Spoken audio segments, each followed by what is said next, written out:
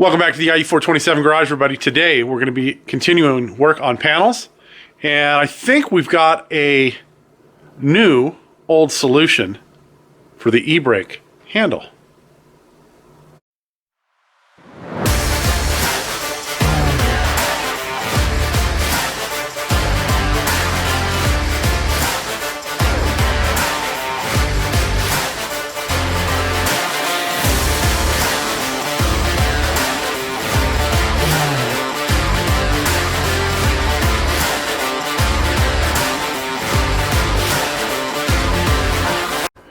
All right, well, I am enjoying the extra space in the shop now that we're just down to the one project car and not multiple cars at the same time.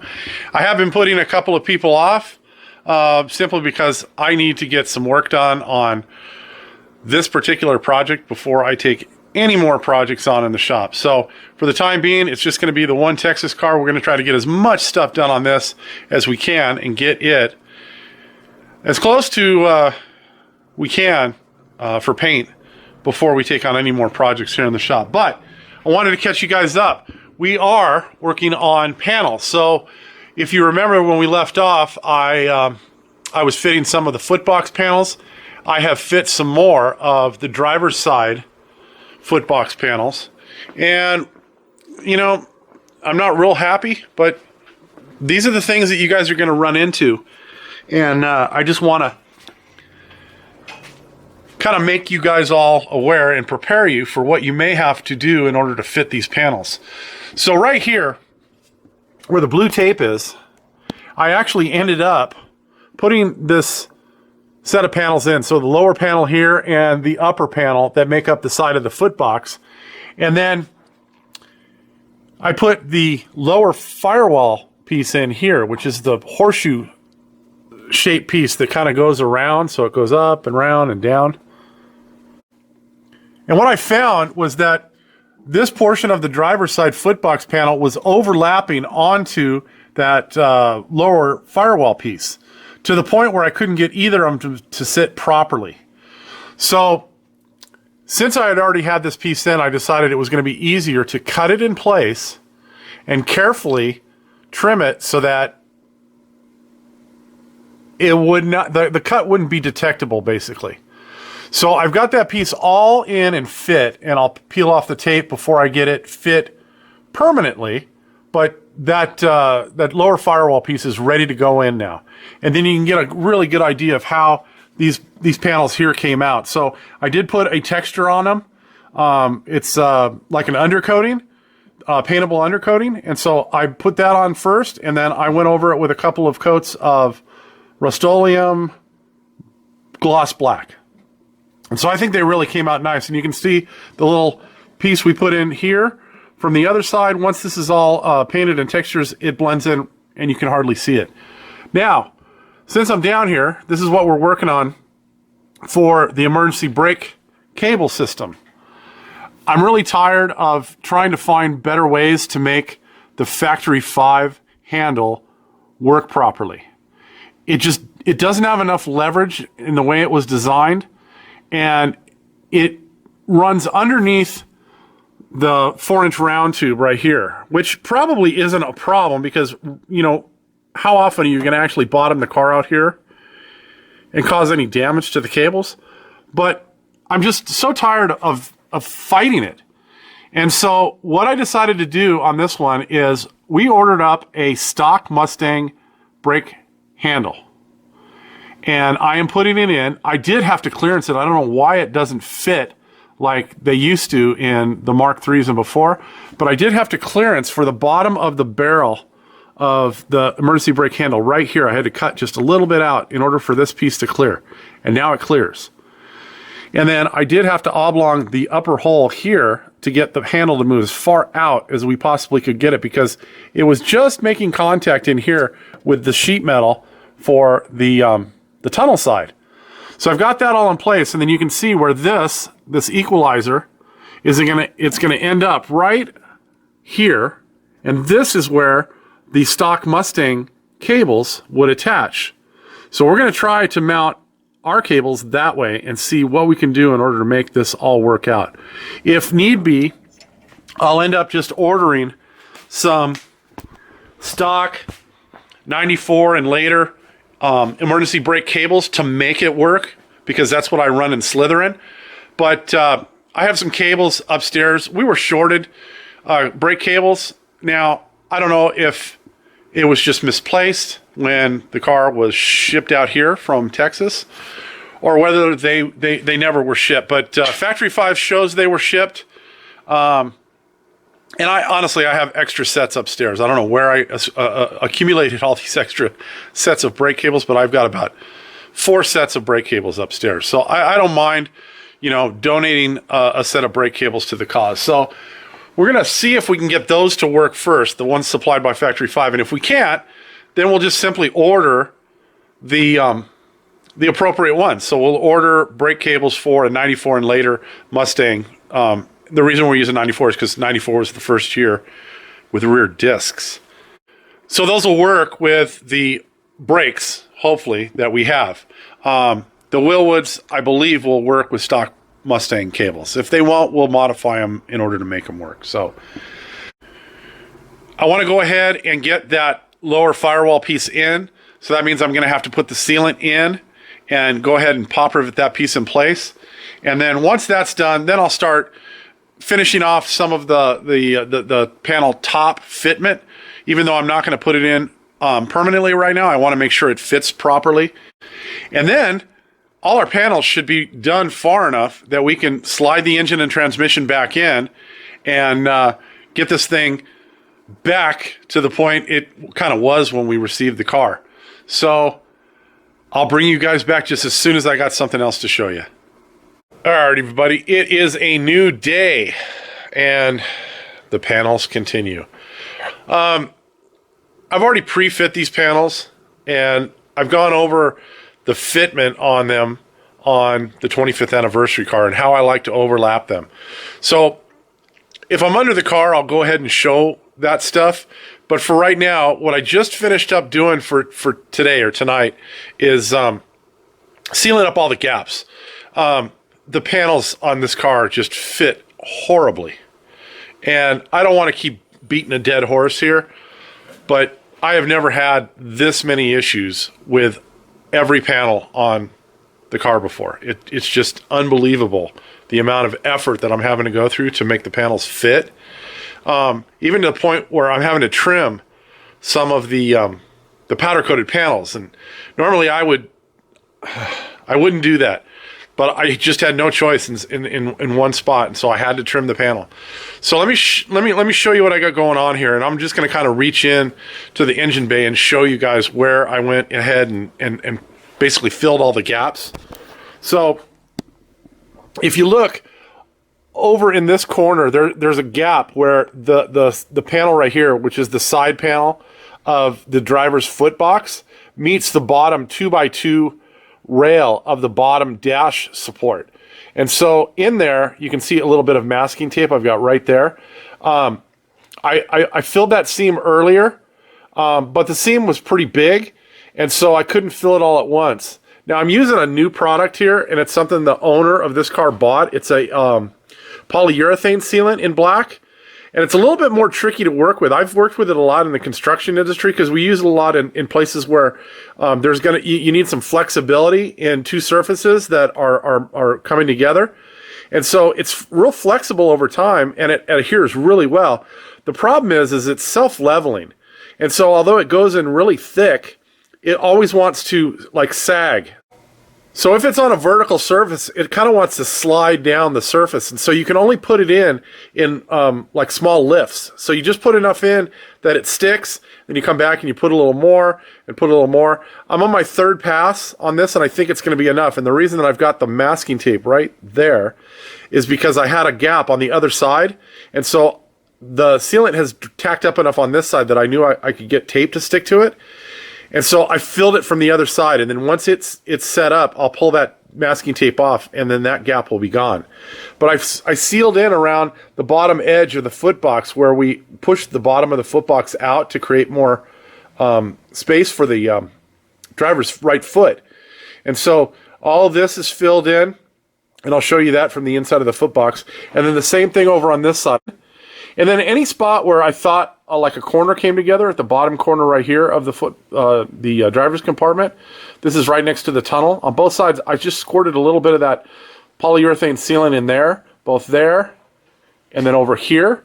And a little bit like dripped out. There's like a raindrop drip coming out of it. I'll wait till that hardens up nice and firm, and then I'll just cut that end off with a single edge razor blade, and it'll be perfect. So that's what I got going on in the driver's compartment. And then I went ahead today, this afternoon, and I put the Breeze battery box in. So you can see I've got the Breeze battery box in here. And I mounted a little bit different than the way that Mark tells you to install it in the instructions that come with the kit. He has you basically mount it to the crossbar first. I found that the crossbar is less. It's parallel to the car, but it's not necessarily parallel to this 4-inch round tube. And so then, in order to make up the gap here, you have to use a series of flat washers in behind the battery box and in between the battery box and the 4-inch round tube, and it just turns into a freaking nightmare. And so I've been doing it this way for a while. What I do is I mount it firm to the 4-inch round tube first, and there's enough play in this like backing plate on the side that attaches to the X-brace that it'll give. And so I drill my holes, and then I might just have to fine-tune the holes that the pop rivets go in, these 1, 2, 3 on there, and I found it just fits better for me that way. Now, you can do it the other way, but I think it's far more time consuming that way, because you're taking the battery box in and out trying to get these washers to line up, and then you're trying to get Loctite on the end of the stainless steel screw, machine screw that goes into the frame, because you have to drill and tap the frame. I'm not doing that anymore. I'm doing it this way. It works for me, and I've found that in the end, I just think it's more secure, because you're not relying on these washers, to take up the gap. So I got that in. In here in the foot box, you can see where I did the bump out. I went ahead and I put these 3 brackets in that I made, and that enabled me to push this panel out. And well, you can see I've got quite a bit of room now between the side of the pedal and the inside of the foot box. So I think that worked out pretty well. And then same thing there. I filled that with a polyurethane sealant. So it's black on black, so you're not going to be able to see it too well. But here you can see where I kind of dribbled some onto the bare aluminum, and kind of it leveled itself out. So you can see that it's in there. And then this is that corner I was talking about right here. So I just squirted a little bit in there, and I'll trim the other side of it once it's nice and firm. It's probably firm by now, but I'll probably leave it till tomorrow. And then up here, I did the same thing. I filled this gap, and then this is some tape from this side that I put up just so that I could finish off the last portion of the other side that I had an area, a gap. And so that tape will come off in the morning, and then that'll be all ready to go. So what I'm concentrating on right now is I want to get the engine back in the car. And so I'm trying to get everything that I need to get done in the engine compartment done, so that I can get the engine back in the car and free up some more space in the shop. So tomorrow, besides doing the stuff that I kind of went over just now, I'm going to work on getting all of my studs welded in. So I previously drilled this out. I've got the back of it ground. I've got the actual bolt ground. So it's all ready to weld. So I'm going to weld this in. This is going to be my primary chassis ground, and this will also ground the engine as well, because we'll have a strap from here to the engine that will ground the engine. And then while I've got the welder out, I'm probably going to mount 2 studs. I'm going to mount 1 stud on that side of the car, probably just next to where you see the Clecos. And then I'm probably going to run one over here. Since we don't have a heater going in here, I'm going to leave space just in case down the line the owner decides to add a heater. So I'll probably add it right here. But I want to ground on this side of the car as well, because we're going to have a USB outlet. We're going to have a 12-volt power source outlet. Now, those are going to be grounded through the chassis, but I don't want to be lacking for places to ground stuff behind the dash. So anything that I can land on those grounds, I am. And then the main chassis ground will ground to the one on the driver's side that we're going to put right there behind the steering wheel. So we're going to be all covered as far as grounds. I think that's going to do it for tonight. It's about dinner time, so I think I'm going to go inside. But I'll catch up with all of you tomorrow. All right, it's tomorrow, everybody. Continuing work. I got the front braces taken off of the front here. So if you remember, there are two blocks, one there and one over here.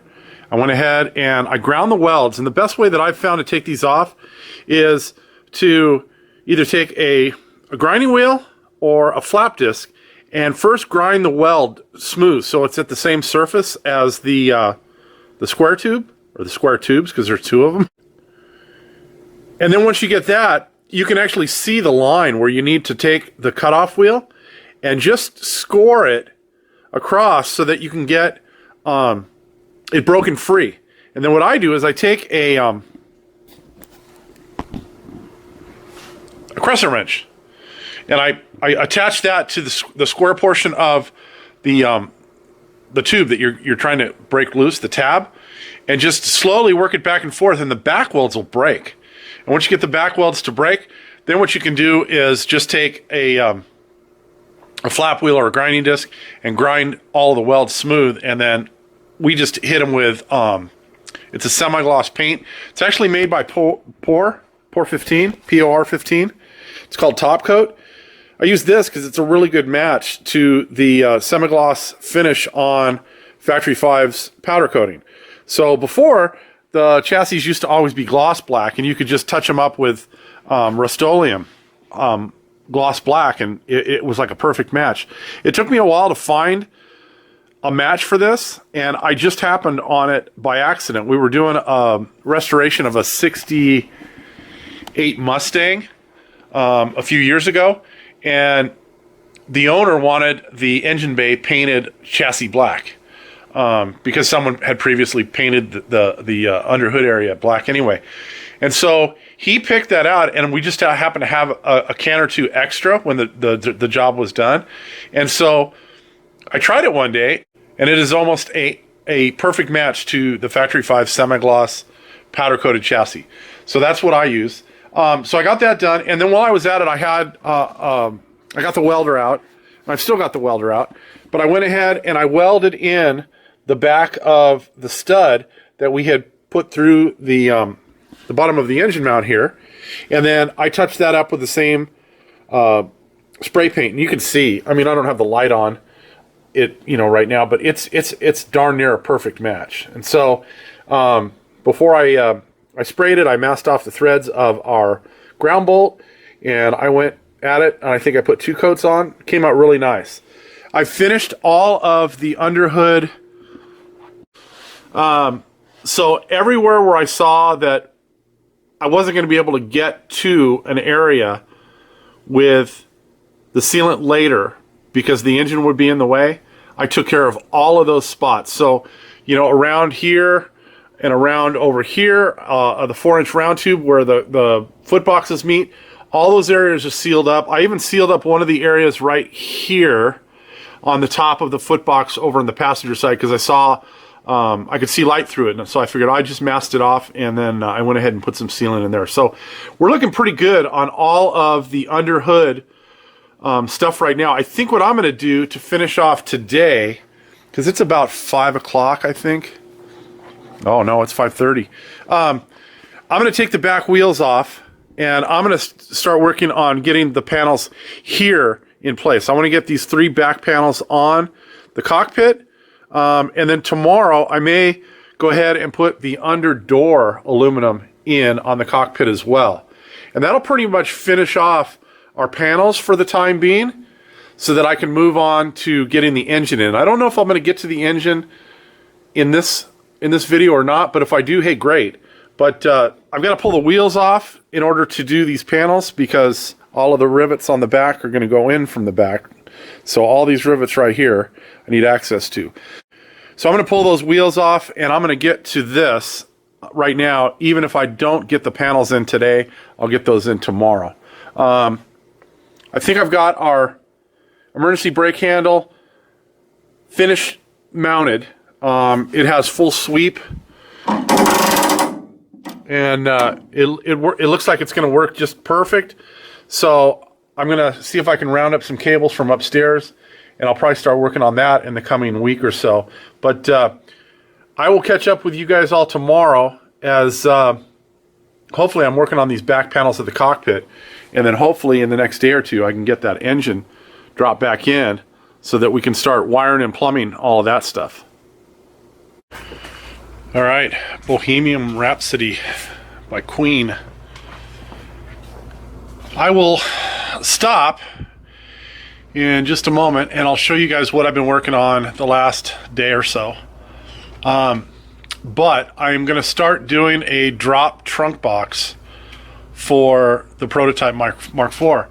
And so what I have to do first is I have to get this back piece of aluminum for the trunk bottom fit in here and just clamped forward, as far forward as it can be on each side, because the tank strap kind of gets in the way for the gas tank. So I just want to get that in place where it's going to sit so that I can then measure how far forward from this tube basically forward I need in order to make the U-shaped bends so that that box sits right on top of the gas tank here. And it won't sit right on top. There will be space in between it, probably 1/4 of an inch or so. But we want to get it as much space in there as we possibly can. And so I have some rough dimensions that I wrote down a number of years ago in my notebook, and I use those as a starting place. But I always double check that measurement from that back tube to the forward part of where the box is going to be, because there's always just a little bit of discrepancy in these things, and within 1/8 of an inch you really can't see, but anything more than that and you'll see that that wall of the trunk box is angled forward or angled back, depending on, you know, if it's too long or too short. And so I like to get it as close as I possibly can to start with, and that way I don't have to fuss with it too much later on. Now I am making 2 of these boxes at the same time. I've got a guy that has contacted me through YouTube, and he wants one of the drop trunk boxes that we make. And so I'm doing one for him at the same time that I'm going to be doing this one, and hopefully the dimensions on his are really close. So I dug out every piece of 040 aluminum I have here in the shop. Well, I've got another one piece over here in the corner, but it's an old floor of a coupe, and so it's got holes drilled in, and I just prefer not to use it. I'll use it for other stuff. But I think I'm going to be able to get 2 boxes out of the sheet and all the scraps that I have right here. So we'll see. So let me get the car lowered down, and I'll show you what I've been working on the last day or two. Yeah, I'll get the car lowered down, and we'll see what I've been up to. All right, so here's what I've been working on the last, I think it's been 2 nights since I last picked up the camera. So one, I've got the under door pieces of aluminum put in, but before I did those, I started on the cockpit back, and we got that in place. Then I got the cockpit rear sides on, so this side and that side. Then I went ahead and I did the door pieces under the door, and then just this afternoon I've been working on the back of the tunnel. Now you'll notice, if you're doing this according to the Factory 5 instruction manual, this does not look like yours, because what I've done is I've taken this back portion of the tunnel cover and I've cut it, because we're going to do our own tunnel top, which is going to be out of at least 060, if not 090 aluminum. And then our hardboard top that's going to get covered with foam and vinyl is going to go on top of that. So this just gives me a location to get this curve in here, so that we can seal out any moisture from the inside of the actual driver's compartment. And then once we get the engine and the trans back in the car, then we'll worry about fabricating a top for this. So I got that in, and then what I decided to do was start working on this drop trunk box. So that's why I had it up in the air. I wanted to verify that measurement. And so now this piece can come back off the actual box itself. And then once the box is in place, then I can cut out the hole in here that's going to allow that all to be open space down below. All right, it is the next day. And here's the poop on the drop trunk box that I make. I'm going to try to do a comparison between the one from Russ and the one that I make and show you the size comparison, because I have one of Russ's upstairs in a box. So I'm going to bring that down later. I have the one finished up, minus all my filing. I got to file the edges to make them smooth. Done for the one that's going back east. So that's this one here. Now I still have to make the corner braces too. So those will be the 1 inch by 1 inch pieces that wrap around the corner and get riveted in. But I made this one in 4 pieces. So basically there is a passenger side. It goes like this. A passenger side, a driver's side. It goes like this, and there is a back panel that goes in like this. And the reason is because I didn't know whether this one was going to go in with the gas tank in place for the guy that I'm sending this to or not. And so with 4 pieces, you can actually take that piece and slide it back this way and under and kind of bend the panel.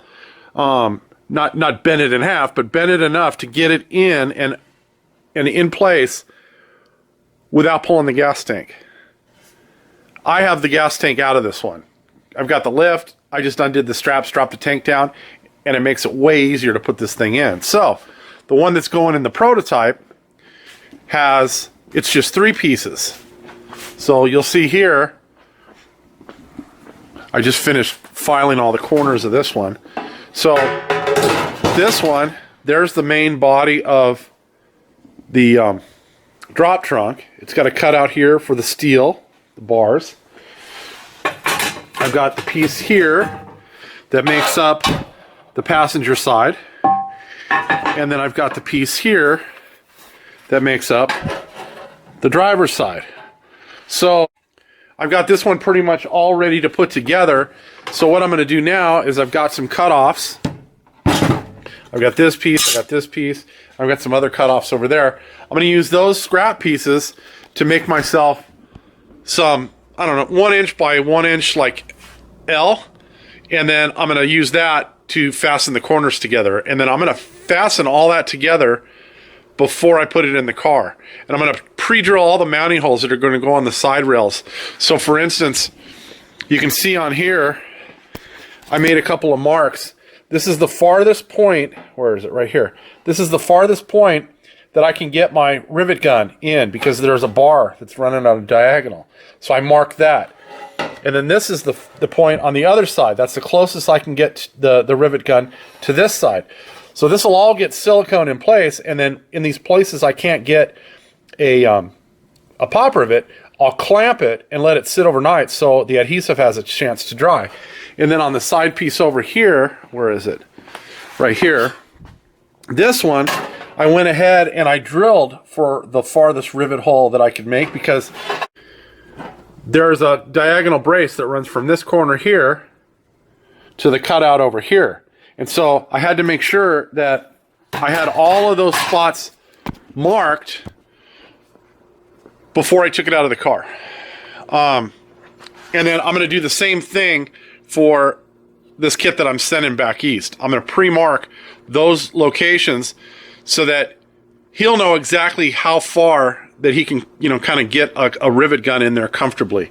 Now, that's a hand riveter. If you're using one of these new Milwaukee battery-operated rivet guns, or you're using a pneumatic one, all bets are off. I use a hand riveter for everything, and you're going to be surprised the one that I use. I use the cheapest. I have a bunch. But this one from our buddies over at Harbor Freight, it's the lightest, meaning it doesn't weigh a lot, and I've just had super good luck with this thing. It just, I dropped this thing, I beat the hell out of this thing, and it just keeps working. And it was only like $7. So I don't see the need to buy an expensive rivet gun.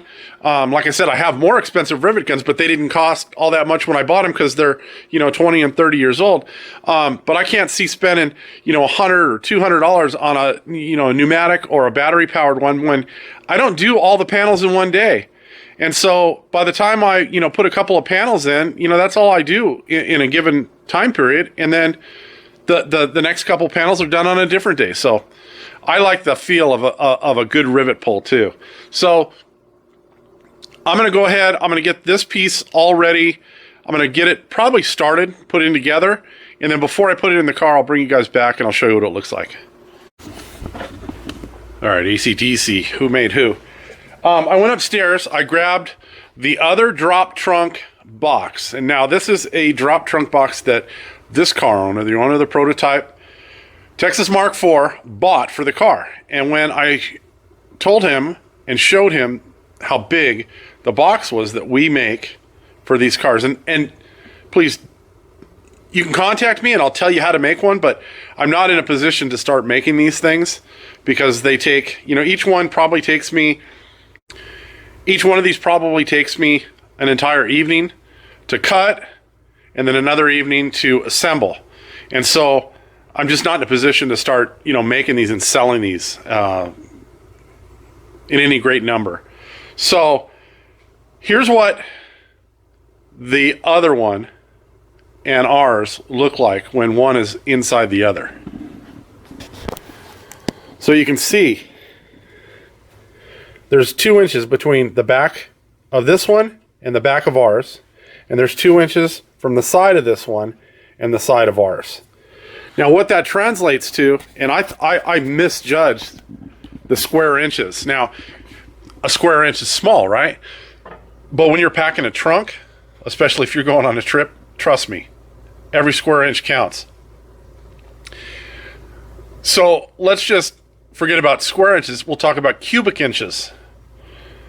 So 2 times 24, which is the length of the other box, and 2 by 16, which is the total distance past that other box that ours goes, comes up to 420 cubic inches more space in the box that we make here. I'm telling you, we use every square and cubic inch of that space that we can.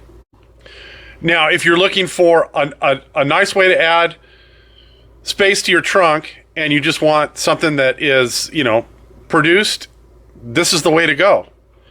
But if you want to spend a little time, source the material yourself, it's not hard to make one of these. I mean, honestly, I'm using a cheap Harbor Freight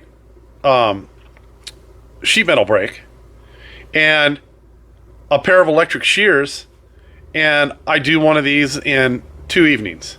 So because I was making 2 of them, I was able to cut that down a little bit because every part I made, I just made 2. But so that's it. I got this one all cleaned up, and minus cutting the hole, which you can see this other one comes with a hole for the fuel sending unit. So I've still got to cut the hole for ours. But short of that, ours is done. I've even cleaned up all of the marking pin other than my marks that are going to mark where we're going to make that hole for the fuel sending unit. But that's it. This one's ready to go in the car. I've even pre-drilled the holes so that when I go to put this thing in, all the holes are pre-drilled on the perimeter of it. And so the next time you see this thing, it'll probably be mocked up in the car, and I'll be in the process of installing it for the final time. All right, I got it all cleaned up. I got the hole cut for the fuel tank sending unit, and I've got everything that I can't pop rivet in clamped in place in some way or another. So this is it pretty much complete. You guys will see it later in the build when I put all the rest of the aluminum in, but here you go. So what I did is I cut 2 3.5-inch holes with the hole saw, then connected the dots in between them. It came out really nice. And then right here where I can't get pop rivets in because the cross braces get in the way of both the drill and the pop rivet gun, I've just got a couple of clamps. I put a little bit of extra clear silicone in those two locations to hold them in, and then I've got a couple of vice grip clamps on there to hold that in. Where I can't get a clamp, now a lot of times I won't have put this piece in yet, and so I can get a quick clamp on there, either one of those clamps or one of the vice grip clamps in over here. But for some reason I put these in early. Regardless, what I did is I cut a strip of wood, a piece of lath, to length, and I just kind of tapped this side in to wedge it into that triangular shaped front portion of the trunk, and that's going to hold pressure on that panel until that silicone has a chance to set up. But it's in, and I've got the other one pretty much ready to be sent out. I think I've got to make the corner braces for it, and that's about it. I've got to pack this one up, and I think the owner's going to probably sell this one. So this is the other kit minus the corner pieces, and I'll get that all finished up in the next day or two. Now that the pressure's kind of off, I got the big parts done. The corner pieces don't take a whole lot of work, and I've got some scrap right there to do them with. So I think that's going to bring this video to a close. As always, I want to thank each and every one of you for watching. If you're enjoying the content here, please do the like, the share, the subscribe, comment if you like. We'll see you all next time. Have a great day.